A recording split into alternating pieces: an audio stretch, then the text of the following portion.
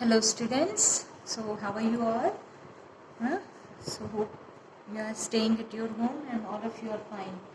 So beta, our chapter matter in our surroundings, which is going to come in your upcoming unit test as well as for the NTSC students is going to come in the exam. Okay, so today I'll also send you some objective questions from which you can prepare it more thoroughly. You just solve out those questions by yourself, and for today I will be solving the NCERT in-text exercise. Okay, देखो today we will solve the in text questions means जो चैप्टर के within given होते हैं उन पे हम आज डिस्कस करेंगे फाइन बिकॉज कल मैंने back and chapter and exercise कर लिया था इसका आज जो with in the chapter questions हैं वो भी एक बार डिस्कस कर लेते हैं आफ्टर दैट एक बार ऑब्जेक्टिव क्वेश्चंस भी डिस्कस करूँगी मैं आपके साथ में फाइन चलिए तो फर्स्ट क्वेश्चन देखो मैं बिल्कुल सीरीज में चल रही हूँ है ना जो आपके सबसे पहले मैंने आपको एनसीईआरटी का लिंक भेजा हुआ है एनसीईआरटी फर्स्ट चैप्टर का लिंक भेजा हुआ है सबको तो वहाँ से आप सबको चैप्टर पढ़ना है अच्छे से ना बिकॉज चैप्टर रीडिंग भी बहुत ज़रूरी होती है ओके बेटा तो from that the link which I gave you so page 3 पे हमारे first in text questions given है and out of that the first question is आप सभी उसमें से चेक कर लेना और ये कॉपी में कर लेना फिर इनको ओके बेटा the first question is which of the following are matter which of the following are matter आपको कुछ चीज़ें दी उसमें से बताना है मैटर कौन कौन है the things given are chair air love smell hate smell hate almonds ठीक है then thought cold drink and smell of perfume thought है ठीक है बेटा out of these you have to tell which of them are coming under the word matter ठीक है so सबसे पहले you must know what is matter तो matter का डेफिनेशन क्या है बेटा in the starting only I gave you the definition what is matter anything which occupies space and has mass यानी कोई भी ऐसी चीज़ जो इसका खुद का कुछ मास होता है और वो जगह घेरती है ना उसको हम क्या कहते हैं बेटे मैटर कहते हैं तो आप इन सब में से वही चीज़ आपको क्या करनी है चूज़ करनी है ठीक है तो चलिए 1 बाय 1 अपन करते हैं आप बताइए चेयर का कुछ मास होता है और स्पेस भी ऑक्यूपाई करती है ये तो चेयर क्या हुआ बेटा ये मैटर हुआ तो हम यहाँ पे आंसर में राइट कर लेंगे chair yes it is a matter then air क्या है हमारे एटमॉस्फेयर में जो गैसेस प्रेजेंट होती हैं mixture of gases various gases like oxygen nitrogen carbon dioxide various inert gases तो ये सब क्या है इन्होंने भी तो स्पेस ऑक्यूपाई कर रखा है और इनका भी कुछ मास होता है ना तो ये भी क्या हो गया आपका मैटर हो गया नाउ थर्ड इज लव अब लव क्या है बेटा ये एक फीलिंग है ना this is not coming under matter तो love will not be the answer love matter नहीं है because it is a feeling इसकी कोई मास नहीं है ना इसकी ये कोई जगह ऑक्यूपाई नहीं कर रहा है समझ गए ना आप लोग चलिए देन स्मेल अब स्मेल भी क्या है बेटा ये भी एक तरीके से ऑब्जर्वेशन है एक समझ गए ना स्मेल क्या है ऑब्जर्वेशन ठीक है अब अगर हम कहेंगे ना देखो स्मेल अकेला मैटर नहीं है हम कहेंगे जैसे smell of perfume smell of अगरबत्ती ठीक है स्मेल ऑफ समोसे कुछ भी किसी चीज़ की पर्टिकुलर स्मेल वो मैटर में आ जाएगा बट अकेला स्मेल जो है वो मैटर में नहीं होगा ये आप बात ध्यान रखेंगे ठीक है बेटा क्योंकि स्मेल ये भी क्या है एक ऑब्जर्वेशन है स्मेल हमारे क्या है आपके जो 5 अपने सेंसेस होते हैं ना 5 सेंसेस उसमें से एक होता है ये आपका ठीक है नोज के थ्रू हम स्मेल का पता करते हैं तो smell will also not be the answer then hate again this is a feeling जैसे लव फीलिंग में था, वैसे हेट भी क्या है बेटा, फीलिंग है, तो ये भी नहीं होगा। फिर आते हैं आमंड्स। आमंड्स क्या होते हैं, बादाम, है ना। तो देखिए आप, बादाम, उसका कुछ ना कुछ मास है, कुछ, और वो कुछ स्पेस भी ऑक्यूपाई कर रहा है, तो ये भी क्या होगा बेटे, ये भी मैटर होगा। फिर आता है थॉट। थॉट, थॉट का मतलब क्या होता है, आपके माइंड में कोई थॉट आ रहा है, विचार, समझ गए ना। तो थॉट भी क्या हुआ, एक मैटर नहीं है ये भी, ठीक है बेटा। थॉट तो क्यों है, ये हमारी सोच है, माइंड में चीज़ें चलती रहती है, हज़ारों लाखों चीज़ें चलती रहती है माइंड में, ठीक है। तो वो, उनका कोई मास थोड़ी होता है भाई, है ना कोई स्पेस ऑक्यूपाई कर रहे हैं, वो तो माइंड में कैलकुलेशन सबके चलती रहती है, समझ गए। तो this is also not a matter. Then cold. Cold भी मैटर नहीं है, अगेन ये एक फीलिंग, एक सेंसेशन, समझ गए ना, उस चीज़ में आ जाएगा। अब देखो, cold drink, yes it is a matter, cold drink matter हो जाएगा, कोल्ड मैटर नहीं है, ठीक है ना। सर्दी लग रही है आपको, है ना, वो सर्दी लग रही है, वो मैटर नहीं, मैटर में नहीं आएगा, फाइन, ठीक है। पर कोल्ड ड्रिंक जो है वो मैटर में आ जाएगा, बिकॉज उसका कुछ ना कुछ मास है, उसका कुछ वो स्पेस ऑक्यूपाई कर रही है, ठीक है। वैसे ही अब स्मेल, मैंने बताया था स्मेल अकेला मैटर नहीं है, पर स्मेल ऑफ परफ्यूम मैटर हो जाएगा, ठीक है। तो इन दोनों को ही आप यहाँ पे लिख देंगे, cold drink and smell of perfume, समझ गए। So this was the first question, आ गया होगा सबको समझ में। चलिए, द सेकेंड क्वेश्चन इज, आपको रीज़न देने हैं। देखिए किस चीज़ के लिए रीज़न देना है आपको, एक स्टेटमेंट अपने पास में, स्टेटमेंट क्या है, the smell of hot sizzling food. ये मैं डिस्कस कर चुकी हूँ बहुत बार, पर फिर भी एक क्वेश्चन की फॉर्म में है, तो आप देखिए इसे। तो the smell of hot sizzling food reaches you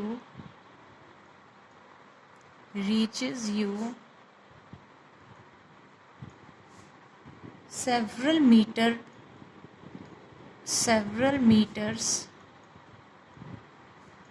away, but to get the smell from cold food, but to get the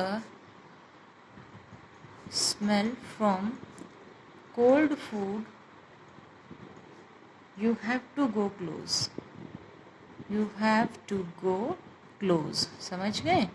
question क्या है, ये मैंने नोट्स में भी डिस्कस किया हुआ है बेटा, क्वेश्चन की फॉर्म में। अब यहाँ देखिए, आपको इसका रीज़न देना है ना, give reason for this.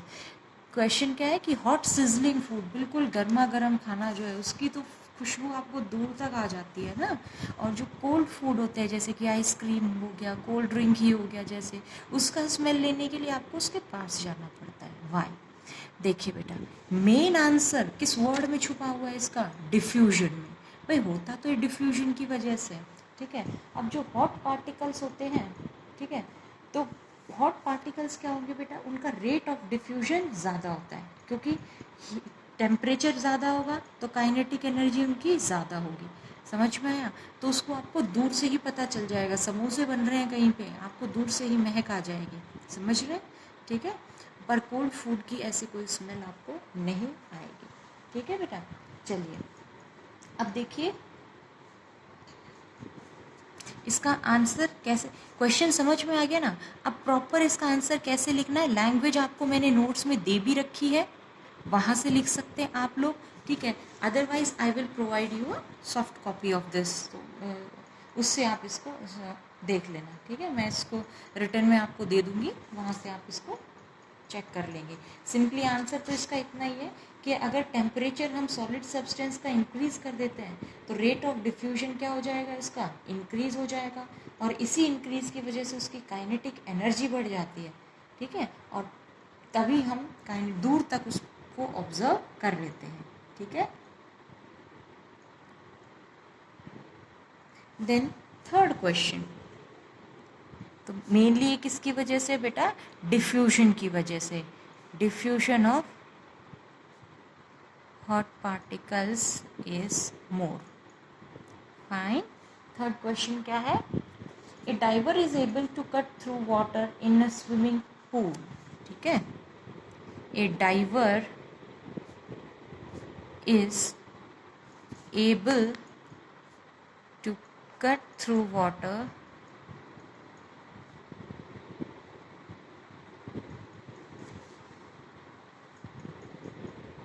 in a swimming pool. Which property of matter this observation shows? Which property of matter this observation shows? कौन सी प्रॉपर्टी को शो करता है ये? समझ में आ गया? देखो डाइवर, डाइवर मतलब क्या होता है? जो वाटर के नीचे जाता है, हिंदी में अपन उसको गोताखोर बोलते हैं, बिल्कुल अंडर द वाटर जाते हैं ना, उसको हम डाइवर बोलते हैं। तो इसमें कहा है कि डाइवर जो है वो बिल्कुल नीचे तक, मतलब वाटर के थ्रू कट करके चला जाता है बिल्कुल। सो ये किस प्रॉपर्टी को शो कर रहा है? मैटर की किस प्रॉपर्टी को शो कर रहा है? अब देखो पर्टिकुलरली यहाँ पे कौन सा मैटर है? यहाँ पे मैटर क्या है बेटा? Water. And water occurs in which state? It is a liquid state, flow कर सकता है ना। तो देखिए कौन सी प्रॉपर्टी शो रही है यहाँ पे लिक्विड की, कि भाई कौन सी प्रॉपर्टी शो हो रही है? That particles of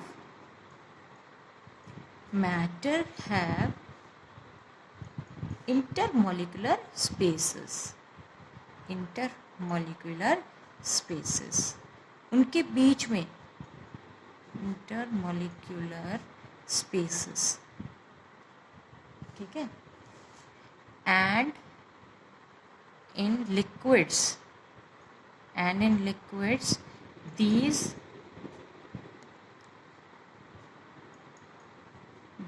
intermolecular spaces are fair enough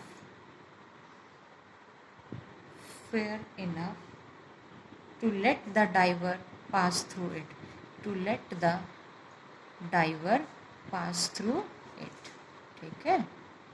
मतलब लिक्विड में देखो आपको स्पेसिंग बताई थी ना, लिक्विड के पार्टिकल्स का लूज पैकिंग होता है, तो इनके बीच में स्पेसेस है। तो डाइवर क्या करता है? डाइवर जब पानी के अंदर से जाएगा तो इंटरमोलिकुलर स्पेसेस को क्लियर, इनके थ्रू पास होते हुए चला जाएगा। बहुत स्पेस होता है, समझ में आ गया? ये चीज़ है बेटा इसमें, ठीक है। देन अगला क्वेश्चन बहुत ही ईजी है बेटा, ठीक है, डिस्कस करने की तो ज़रूरत नहीं है। कैरेक्टरिस्टिक्स बतानी है आपको। कैरेक्टरिस्टिक्स किसकी? Characteristics of particles of matter, तो क्या क्या कैरेक्टरिस्टिक्स होती हैं पार्टिकल्स ऑफ मैटर की? भाई सारी आपको बिल्कुल स्टार्टिंग में चैप्टर के दी थी। क्या क्या? Number 1 is the particles of matter have space in between them. The particles of matter have space in between them, space present होता है, ठीक है।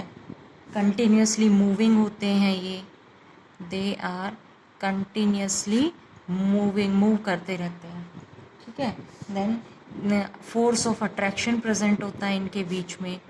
Force of attraction is present between the particles, is present in between the particles, ठीक है। तो ये सारी कुछ प्रॉपर्टीज़ हैं, इनको आप फोकस कर सकते हैं। फाइन स्टूडेंट्स, चलिए तो ये सारे क्वेश्चंस थे हमारे फर्स्ट, जो पेज नंबर 3 पे थे आपके इन टेक्स्ट एक्सरसाइज में। ओके, नाउ सेकंड ग्रुप आपका जो इन टेक्स्ट क्वेश्चन का है वो है पेज नंबर 6 पे।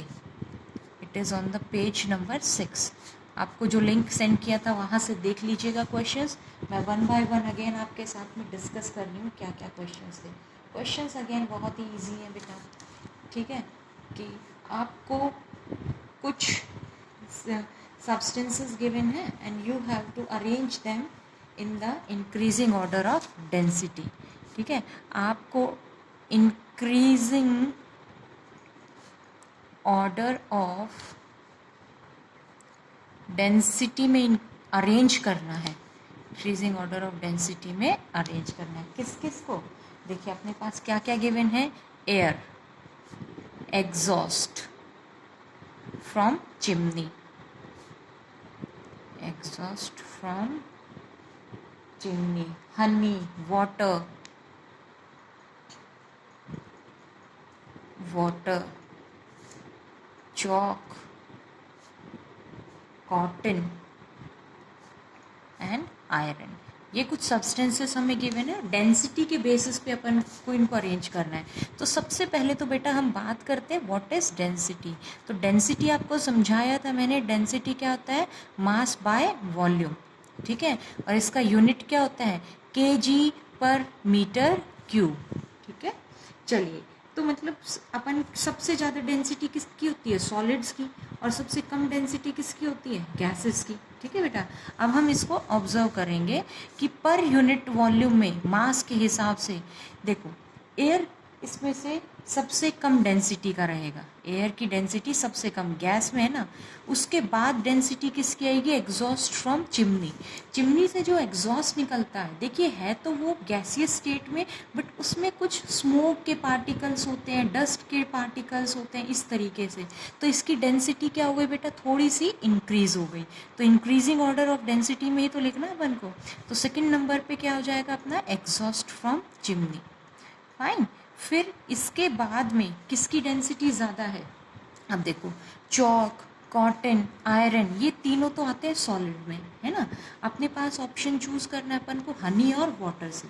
अब आप खुद सोचिए, वाटर की डेंसिटी ज़्यादा है बेटा या हनी की डेंसिटी ज़्यादा है।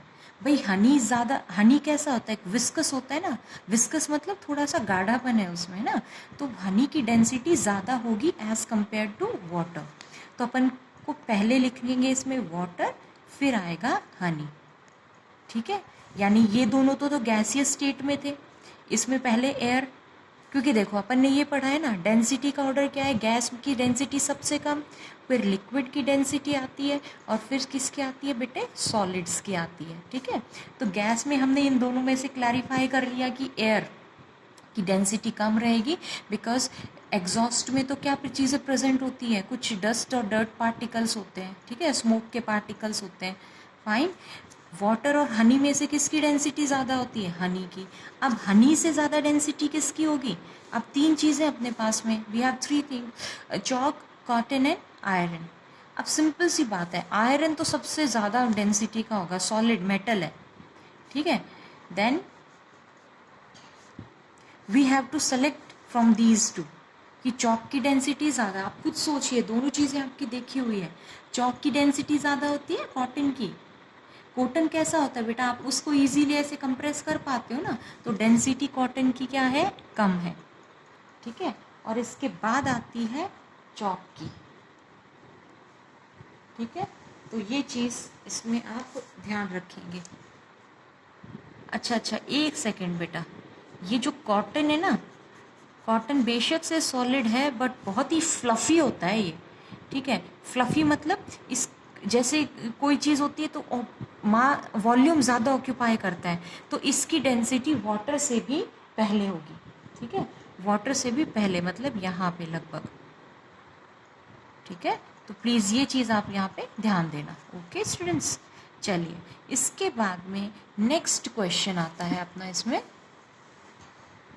नेक्स्ट क्वेश्चन बेटा इजी है, स्टेट्स ऑफ मैटर जो है ना अपनी, सॉलिड, लिक्विड एंड गैस, उनके डिफरेंसेस को टेबुलेट करना है। टेबुलेट मीन्स एक टेबल की फॉर्म में, मैंने ऑलरेडी आपको दे रखे हैं, ठीक है। फिर कुछ टर्म्स हैं, जैसे कि टर्म्स क्या क्या हैं, वो टेबुलेशन वाला तो कर लोगे ना, सॉलिड, लिक्विड एंड गैस में आपको क्या करना है, कंपैरिजंस देने हैं।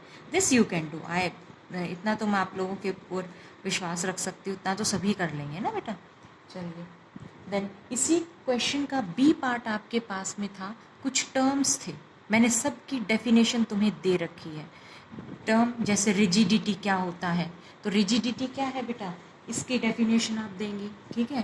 टर्म्स देखिए कौन कौन से टर्म्स है, मैं बताती हूँ एक एक करके। The first term is rigidity, आप नोट्स में से निकालना और वहाँ से इनकी डेफिनेशन लिख लीजिएगा, ठीक है। फिर कंप्रेसिबिलिटी पूछा हुआ है,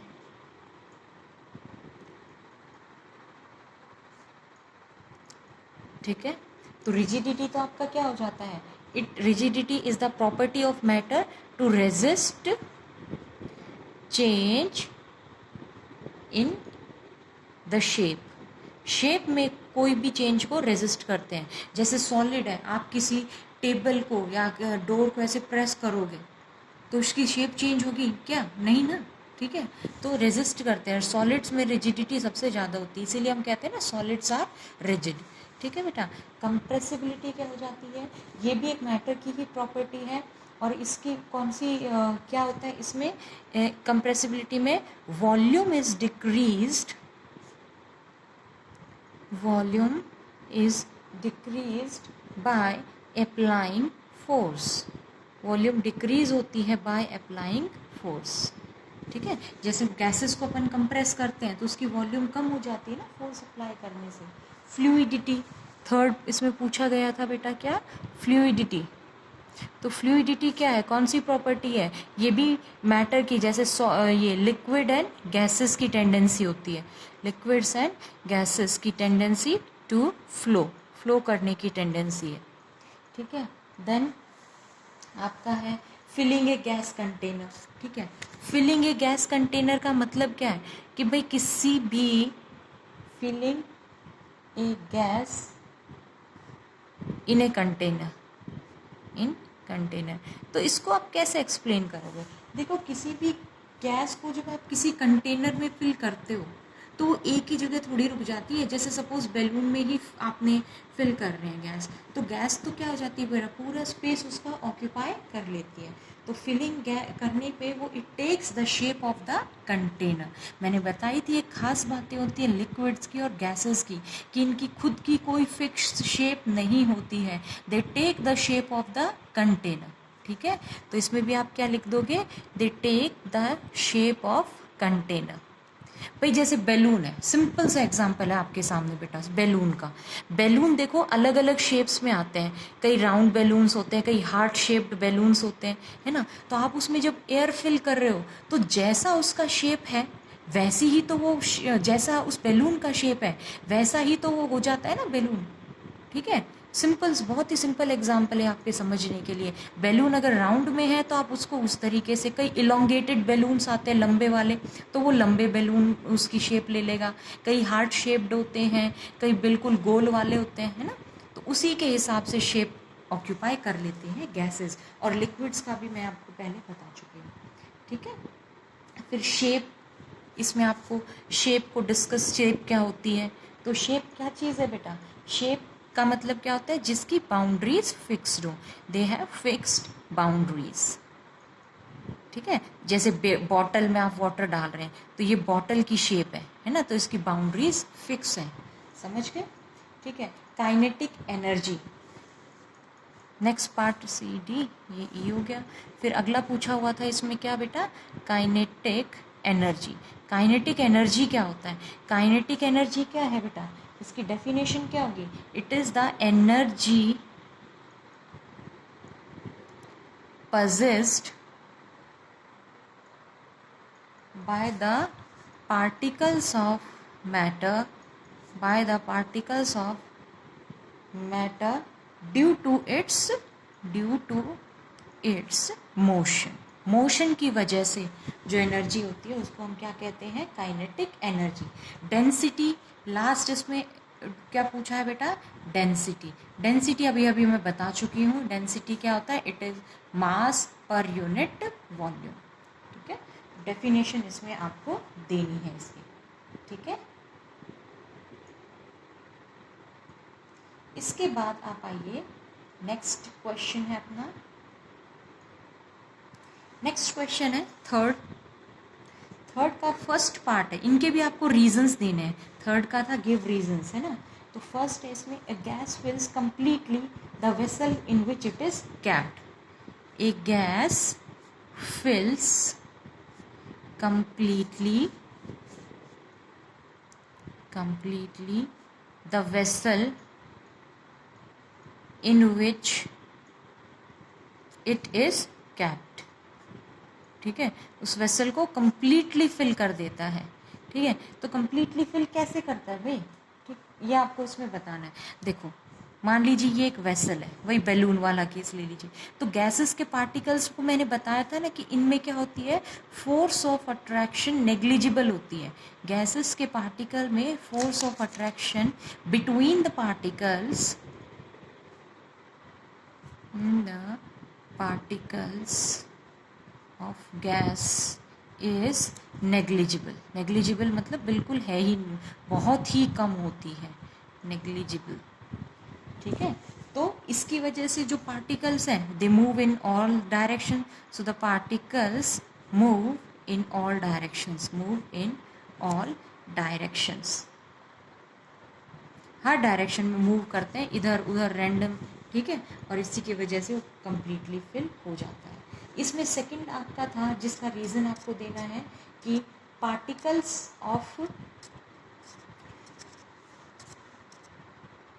सेकेंड क्वेश्चन है बेटा, a gas exerts pressure. Third का बी पार्ट था आपका, a gas exerts pressure on the walls of container, on the walls of container. Gas pressure exert करती है, जैसे बैलून का ही ले लो ना, बैलून की शेप है तो गैस आपने फिल की तो उसकी वॉल्स पे वो प्रेशर एक्सर्ट कर रहे हैं गैसेस के पार्टिकल। इसका भी सेम वही रीज़न है बेटा कि हर डायरेक्शन में मूव कर रहे हैं गैसेस के पार्टिकल। ठीक है, तो पार्टिकल देखो मूव करेंगे ना गैसेस के पार्टिकल, इस आपस में भी खुद एक दूसरे से टकराएंगे और साथ साथ में वो बैलून की वॉल्स से भी टकराते हैं। ठीक है, और इस कोलिजन की वजह से they exert pressure on the walls of the container. समझ में आ गया? ठीक है, राइट ही आप खुद कर सकते हो। सी पार्ट इसमें था आपका, a wooden table should be called a solid, a wooden table should be called solid. Wooden table जो है उसको हम क्या कहते हैं, सॉलिड कहते हैं। भाई क्यों, रीज़न देना है आपको। देखो उसमें क्या चीज़ें ऐसी दिखाई दे रही हैं आप उसको कि सॉलिड बोलते हो। It has a fixed shape, आपके सामने कोई टेबल होगी उसकी शेप फिक्स्ड है, फिक्स्ड वॉल्यूम है ना, and due to these properties we call that it is a solid, जो कि मेन कैरेक्टरिस्टिक्स हो जाती हैं हमारी सॉलिड्स की।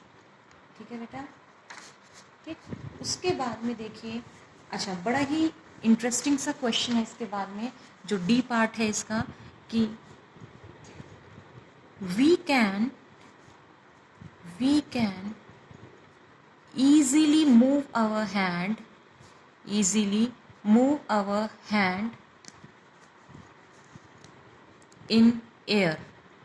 एयर में आप आसानी से अपना हैंड मूव कर सकते हो। आप करके देखिए अभी, आप इजीली एयर में आप हैंड अपना मूव कर सके, है ना। But to do the same through a solid block of wood, through a solid block of wood, we need a karate expert।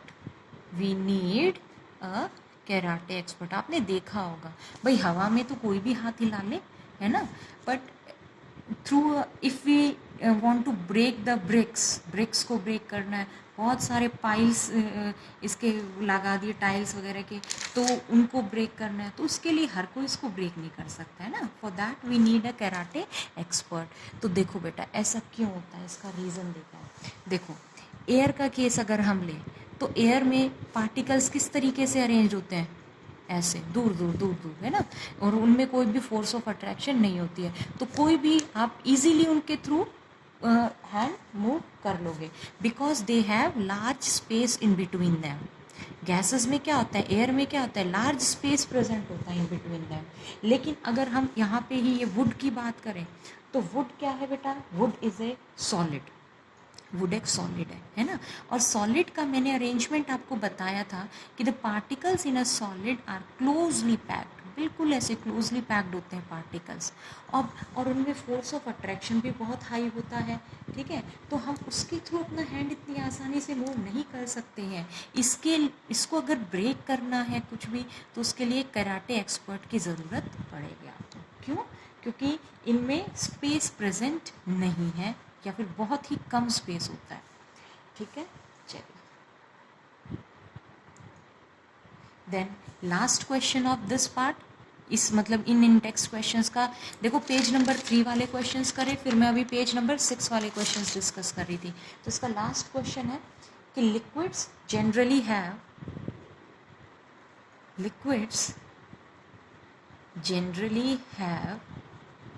lower density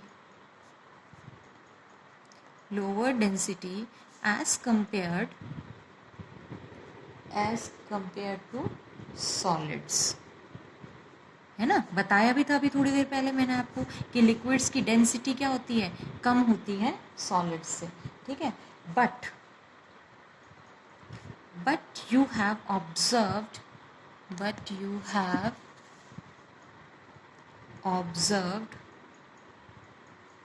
that ice floats on water, लेकिन ice का case आ गया, ice floats on water, very interesting case. Ice and water का हमें discuss करना है। Ice क्या है बेटे, आइस इज सॉलिड, ठीक है। आइस क्या है आपका, सॉलिड है, ठीक है। और वाटर क्या है, लिक्विड है। हमें ये भी फैक्ट अच्छे से पता है कि सॉलिड्स की डेंसिटी क्या होती है, हाई, और लिक्विड की डेंसिटी क्या होती है, लो। और जिसकी डेंसिटी लो होती है वो फ्लोट करता है ऊपर, ठीक है। और जिसकी डेंसिटी हाई होती है वो सिंक कर जाता है, ठीक है।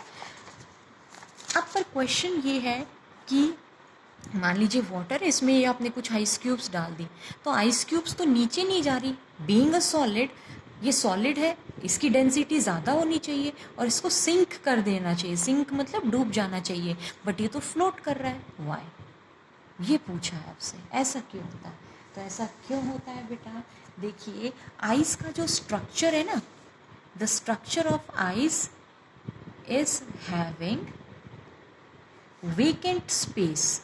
आइस के स्ट्रक्चर में बीच बीच में वेकेंट स्पेसेस प्रेजेंट होते हैं, vacant spaces between the water molecules,